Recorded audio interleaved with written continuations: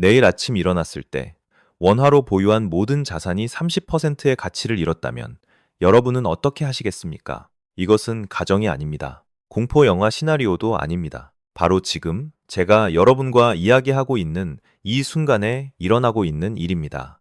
원화 대 달러 환율이 1,500원에 근접하고 있습니다. 언뜻 들으면 그저 평범한 재정 수치, 서울 거리의 전광판에 나오는 정보일 뿐인 것처럼 보입니다. 하지만 그렇지 않습니다. 1,500원은 단순히 표에 있는 숫자가 아닙니다. 이것은 심리적 마지노선입니다. 안정과 혼란 사이의 경계선입니다. 우리 모두가 스스로에게 물어야 하는 순간입니다. 내 자산은 과연 안전한가? 이 상황이 얼마나 심각한지 여러분께서 이해하실 수 있도록 잠시 역사를 되짚어 보겠습니다. 1997년 우리 부모님 세대가 겪었던 IMF 위기 당시 환율은 1,900원까지 치솟았습니다. 그 후 어떻게 되었습니까? 대규모 파산, 대규모 해고, 온 국민이 금부치와 결혼 반지를 모아 나라를 구해야 했습니다. 2008년 글로벌 금융 위기가 닥쳤을 때 환율은 1,570원까지 올랐습니다. 그 후 무슨 일이 일어났는지 우리는 알고 있습니다. 지금 2026년 우리는 다시 한번 그 문턱 앞에 서 있습니다. 하지만 이번에는 뭔가 다릅니다. 이번에는 위기가 외부에서 오는 것이 아닙니다.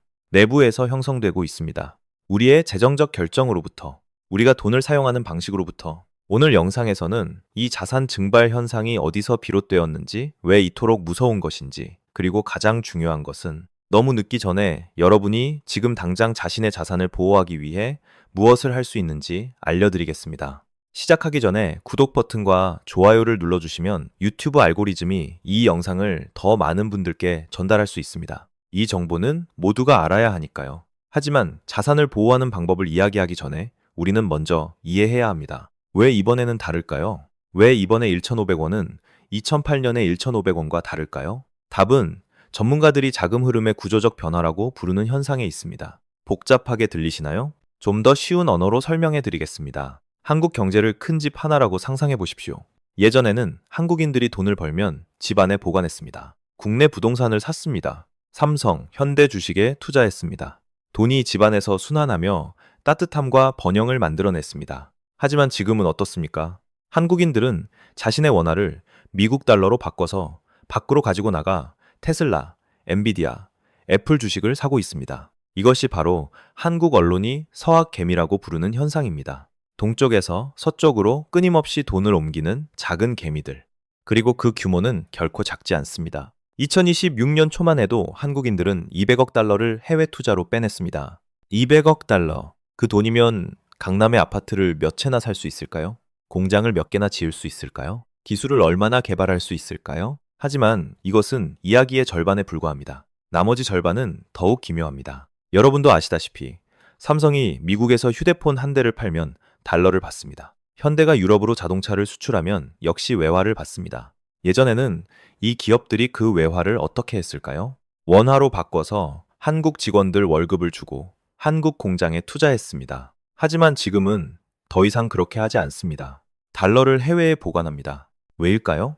그들도 여러분과 저처럼 걱정하고 있기 때문입니다. 원화가 가치를 잃을까봐 걱정합니다. 그래서 차라리 달러를 보유하는 것이 낫다고 생각합니다. 결과가 무엇입니까? 한국은 무역 흑자를 기록하고 있습니다. 수출이 수입보다 많다는 뜻입니다. 하지만 달러는 돌아오지 않습니다. 이것은 기묘한 역설입니다. 마치 여러분이 열심히 일해서 많은 돈을 벌었지만 그 돈을 모두 외국 은행에 보관해 두는 것과 같습니다. 그리고 정작 집에는 일상생활비가 부족한 상황인 것입니다. 그런데 이것이 가장 큰 문제가 아닙니다. 더 심각한 문제는 금리 차이에 있습니다. 언뜻 들으면 딱딱하게 들리겠지만 쉽게 설명해 드리겠습니다. 현재 미국의 금리는 대략 3.75%에서 4% 정도입니다. 한국은요? 2.5%입니다. 이제 여러분이 투자자라고 가정해 봅시다. 손에 100억 원이 있습니다. 두 가지 선택지가 있습니다. 하나, 한국에 예금하고 2.5% 금리를 받는다. 둘, 달러로 바꿔서 미국에 예금하고 거의 4% 금리를 받는다. 여러분은 무엇을 선택하시겠습니까? 답은 뻔하지 않습니까? 당연히 이익이 더 많은 쪽을 선택할 것입니다. 그리고 이것이 바로 수백만 한국인들이 지금 하고 있는 일입니다. 돈이 한국에서 미국으로 흘러가고 있습니다. 마치 물이 아래로 흐르듯이. 애국심이 없어서가 아닙니다.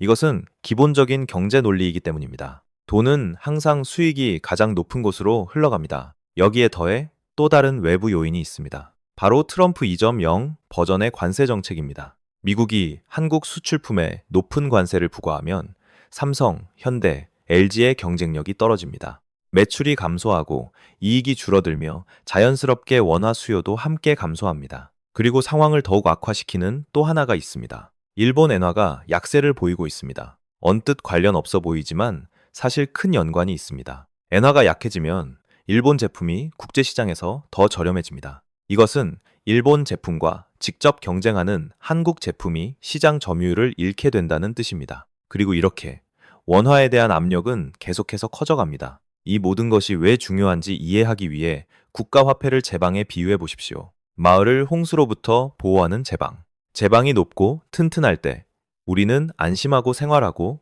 농사를 짓고 장사를 할 수 있습니다. 하지만 제방이 금이 가기 시작한다면요? 바깥쪽 수위가 날로 높아진다면요? 언젠가 제방이 무너지는 날, 홍수는 마을 구석구석으로 밀려 들어올 것입니다. 그리고 그 홍수는 우리의 경우 수입 인플레이션이라고 불립니다. 여러분은 아십니까?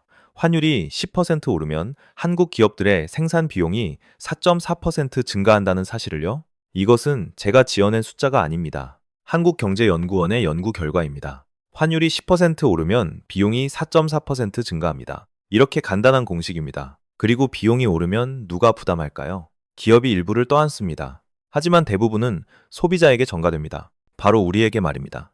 이제 마트에 가서 주위를 둘러보십시오. 휘발유 가격은 리터당 1,800원, 전례 없는 높은 수준입니다. 예전에 3,000원이던 아메리카노 한 잔이 이제 4,500원입니다. 평소에 사던 감자칩 봉지요? 가격은 그대로인데 봉지가 작아진 걸 눈치채셨습니까? 이것을 슈링크플레이션이라고 합니다. 축소 인플레이션, 즉각적인 반응을 피하기 위해 가격을 올리지 않습니다. 대신 같은 포장 안에 더 적은 제품을 넣습니다. 최종 결과는요? 여러분은 여전히 같은 양의 상품에 대해 더 많은 돈을 지불하고 있는 것입니다. 하지만 가장 우려되는 것은 가격 상승이 아닙니다. 삶의 질이 조용히 하락하고 있다는 것입니다. 여러분은 단백질 다운그레이딩이라는 현상을 들어보셨습니까? 최근 한국 사회학 연구계에서 등장한 새로운 용어입니다. 사람들이 식사에서 단백질 공급원의 질을 점차 낮추고 있는 현상을 설명합니다. 예전에는 한국 중산층 가정이 일주일에 두세 번 미국산 쇠고기를 먹었습니다. 지금은 돼지고기로 바꿨습니다. 시간이 지나 돼지고기도 비싸지면 닭고기로 바꿉니다. 그리고 결국 닭고기조차 부담이 되면 두부와 콩 제품으로 전환합니다. 이것은 몇몇 가정의 이야기가 아닙니다. 수백만 한국 가구의 추세입니다. 그리고 이것은 조용히, 소란 없이 아무도 떠들지 않지만 한 세대 전체의 영양 구조를 실제로 변화시키고 있습니다. 그리고 영양이 일상의 식사에만 국한된다고 생각한다면 그것은 오산입니다. 부동산, 대다수 한국인들의 가장 큰 자산. 이것도 엄청난 압박을 받고 있습니다. 한국은행이 원화를 보호하기 위해 금리를 올릴 수밖에 없을 때 원화 보유를 더 매력적으로 만들기 위해서 주택담보대출 금리도 함께 오릅니다. 예전에 주택담보대출 금리는 3%, 4%였습니다. 이제는 7%, 심지어 8%까지 치솟을 수 있습니다. 이것이 무엇을 의미할까요? 분당의 아파트를 사기 위해 4억 원을 3% 금리로 대출받았다고 가정해 봅시다. 매달 약 130만 원의 이자를 내야 합니다. 많이 들리지만 그래도 감당할 수 있습니다. 하지만 금리가 7%로 오르면 어떻게 될까요? 월 이자는 230만 원으로 뛰어오릅니다. 거의 2배입니다. 그리고 만약 변동금리로 대출받았다면, 즉 시장에 따라 금리가 바뀐다면 이 인상분을 즉시 떠안아야 합니다. 이 압박은 경기도와 인천 같은 지역에 특히 가혹합니다. 많은 젊은 가정들이 지난 몇 년간 집값이 오를 것이라는 기대를 안고 집을 샀던 곳입니다. 그들은 큰 대출을 받았습니다. 집값 상승이 이자 비용을 상쇄해 줄 것이라 희망하며, 하지만 지금 금리는 오르고 집값은 오르지 않거나 심지어 떨어지는 상황에서 그들은 진퇴양난에 빠졌습니다. 팔면 손해입니다. 보유하면 이자를 감당할 수 없습니다. 이것이 바로 부동산 위기의 공식입니다. MZ세대, 20대, 30대, 그들에게 미치는 영향은 훨씬 더 깊습니다. 그들은 이미 이전부터 엄청난 경제적 압박에 직면해 왔습니다. 비싼 집값, 불안정한 일자리, 치열한 경쟁, 그리고 이제 원화가 약해지면서 그들의 마지막 꿈마저 사라지고 있습니다. 해외여행, 한때 젊은이들의 즐거움이었던 것. 이제는 사치품이 되었습니다. 예전에 300만 원이던 미국 여행이 이제는 400만 원, 심지어 450만 원입니다. 20에서 30% 증가입니다. 학생이나 젊은 직장인에게 그것은 한 달 월급입니다. 유학, 수많은 한국 학생들의 꿈, 더욱 멀어지고 있습니다.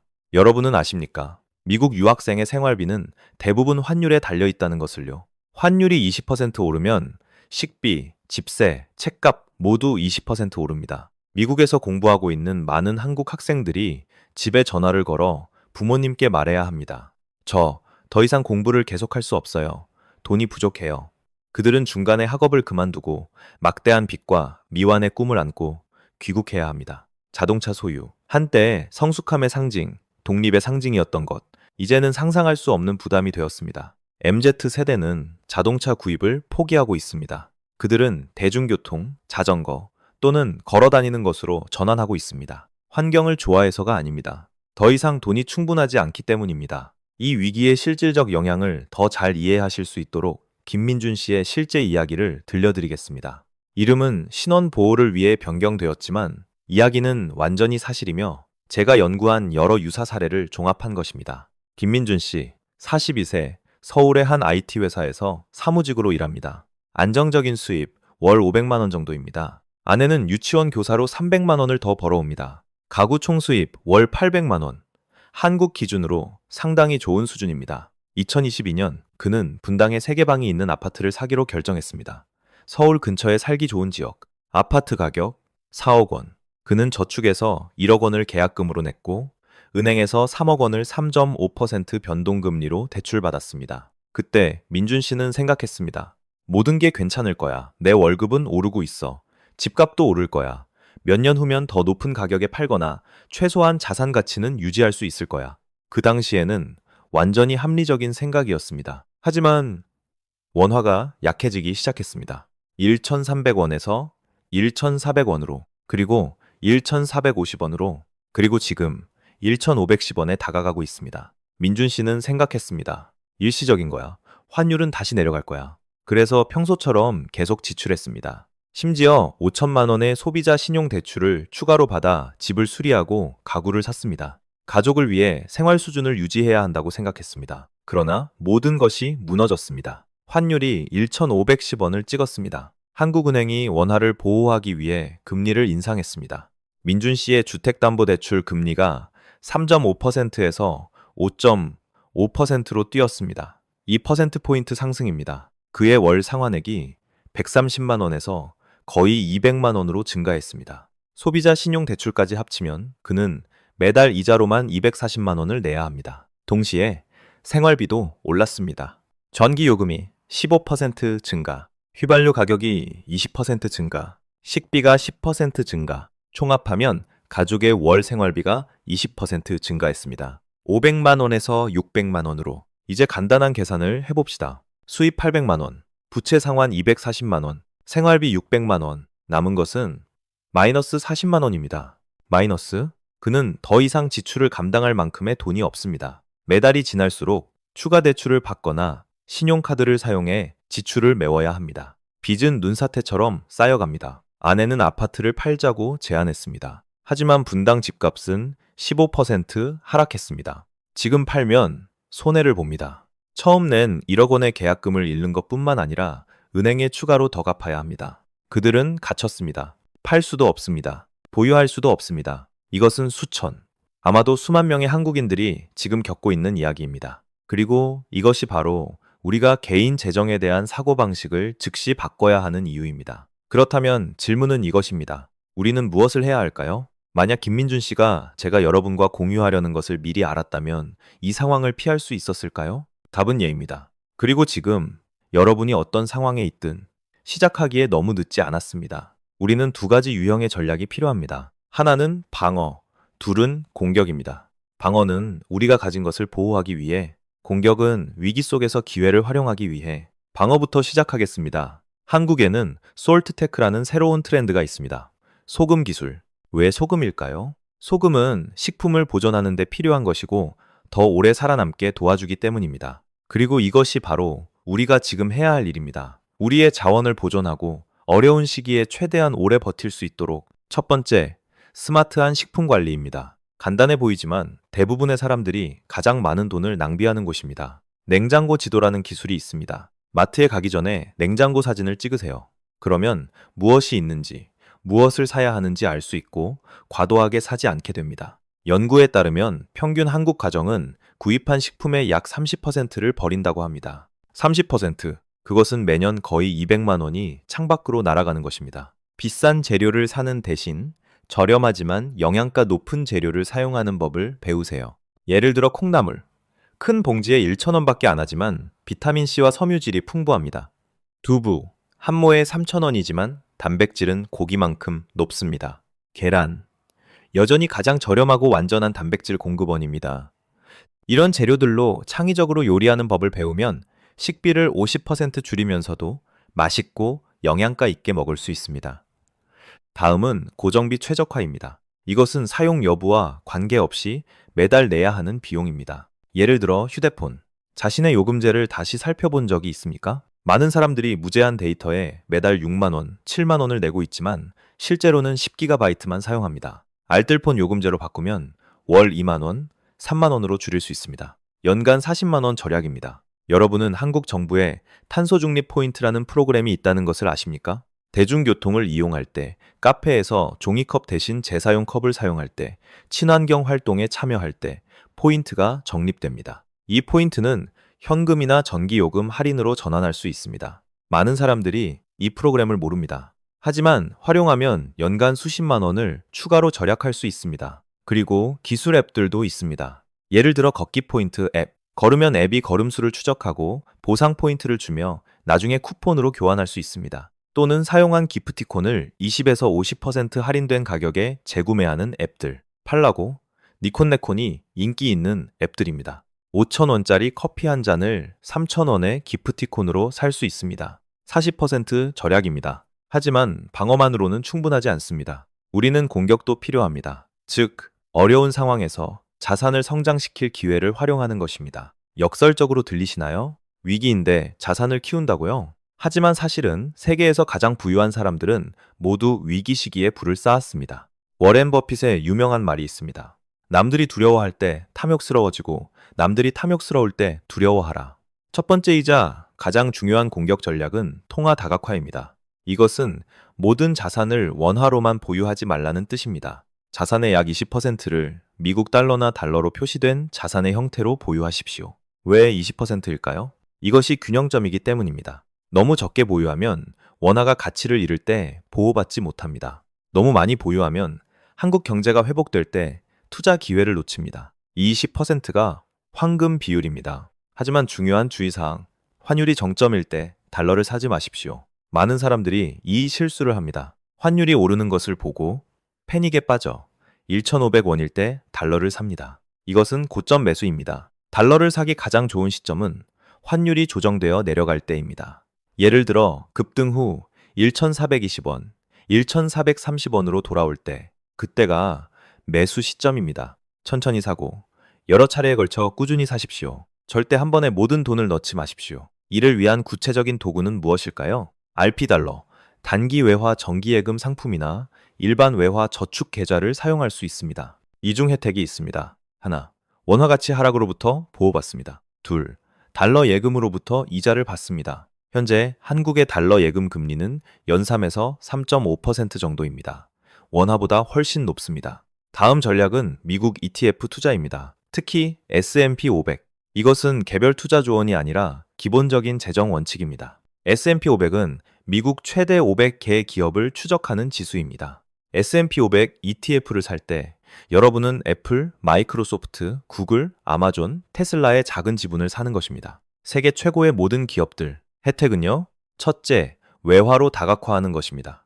이 ETF는 달러로 표시되기 때문입니다. 둘째, 미국 경제에 투자하는 것입니다.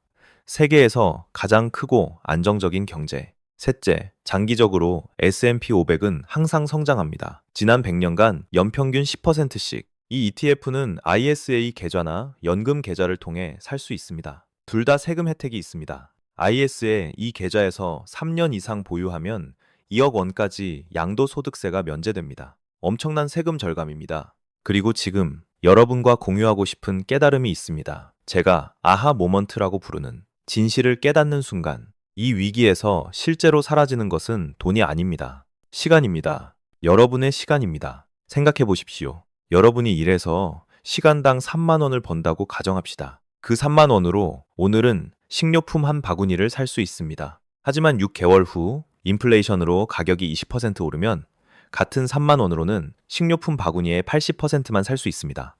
이것이 무엇을 의미할까요? 이제 여러분은 같은 양의 식료품을 사기 위해 1시간 대신 1시간 12분을 일해야 한다는 뜻입니다. 그 12분은 여러분의 삶에서 도난당한 시간입니다. 아이들과 놀거나 자기 개발을 하거나 휴식을 취하는 데 쓸 수 있던 12분. 하지만 그 대신 단지 같은 생활 수준을 유지하기 위해 일하는 데 써야 합니다. 그리고 인플레이션이 계속되면 그 12분은 20분이 되고 30분이 되고 1시간이 됩니다. 이것이 인플레이션의 진정한 비극입니다. 단순히 돈의 가치를 떨어뜨리는 것이 아닙니다. 시간을 훔쳐갑니다.